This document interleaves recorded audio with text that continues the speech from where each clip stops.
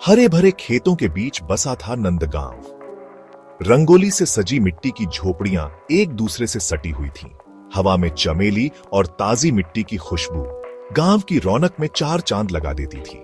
गलियों में बच्चे हंसते खेलते, तितलियों के पीछे भागते फिरते। चूड़ियों की खनक के साथ औरतें रंग बिरंगी साड़ियों में कुएं पर इकट्ठा होती।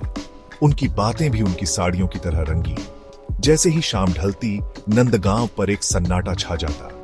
बच्चों की हंसी धीमी हो जाती और दूर से कुत्तों के भौंकने और झींगुरों की आवाजें आने लगती। तब चांद की रोशनी में गांव के किस्से कहानियां फिर से शुरू हो जाती। लोग टिमटिमाते हुए दियों के पास इकट्ठा होते, उनके चेहरों पर डर और उत्सुकता का मिला जुला भाव। कई पीढ़ियों से बरगद के पेड़ के भूत की कहानी चली आ रही थी। हर बार कहानी में थोड़ा और डर और रहस्य जुड़ जाता। नंदगांव के किनारे, जहां खेत पुराने बरगद के पेड़ों से मिलते थे, एक टेढ़ा मेढ़ा विशाल बरगद का पेड़ खड़ा था। उसकी मोटी, उम्र से जर्जर जड़ें हवा में फुसफुसाती हुई लगती थीं।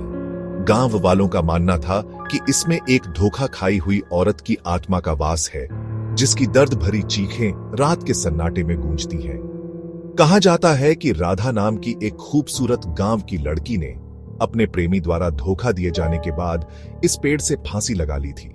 उसकी बेचैन आत्मा शांति न पाकर पेड़ से बंधी रही, उस सुकून की तलाश में जो हमेशा के लिए उसके हाथ से दूर हो गया। गांव वाले बताते थे कि उन्होंने उसकी परछाई देखी है, सफेद साड़ी में लिपटी, उसके लंबे काले बाल उसकी पीठ पर काले झरने की तरह बहते हुए। उसकी आंखें, वे कहते थे, एक अजीब रोशनी से चमकती थीं, जो उसके दुख और लालसा को दर्शाती थीं। एक गर्मी की दोपहर, मोहन नाम का एक छोटा लड़का नंदगांव आया।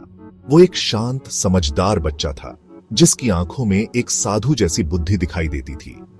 बाकी बच्चों के उलट मोहन भूतों की कहानियों से नहीं डरता था।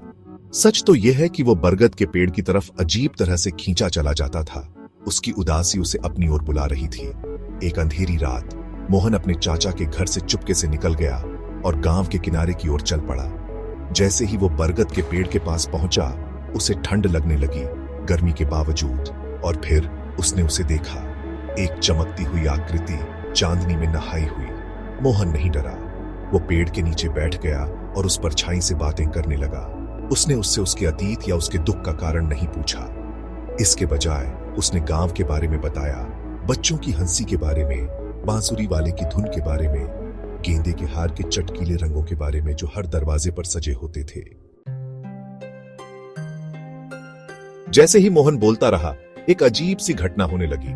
परछाई धुंधली और हल्की होने लगी। दर्द भरी चीखों की जगह एक धीमी मधुर सी आवाज आने लगी। जब तक सूरज की पहली किरणें क्षितिज को छूती, तब तक वो आकृति गायब हो चुकी थी। गांव वाले जो दूर से देख रहे थे, हैरान थे।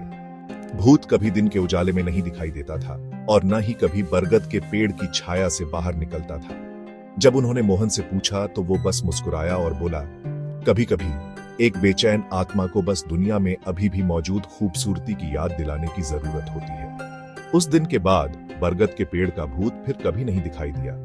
कुछ लोगों ने कहा कि राधा को आखिरकार शांति मिल गई, जबकि कुछ का मानना था कि मोहन ने अपने दयालु दिल और मीठी बातों से उसे आगे बढ़ने में मदद की। सच्चाई जो भी हो, बरगद के पेड़ के भूत की कहानी उम्मीद की एक कहानी बन गई। एक याद दिलाती है कि सबसे बुरे वक्त में भी दया और समझ गहरे जख्मों को भर सकती है।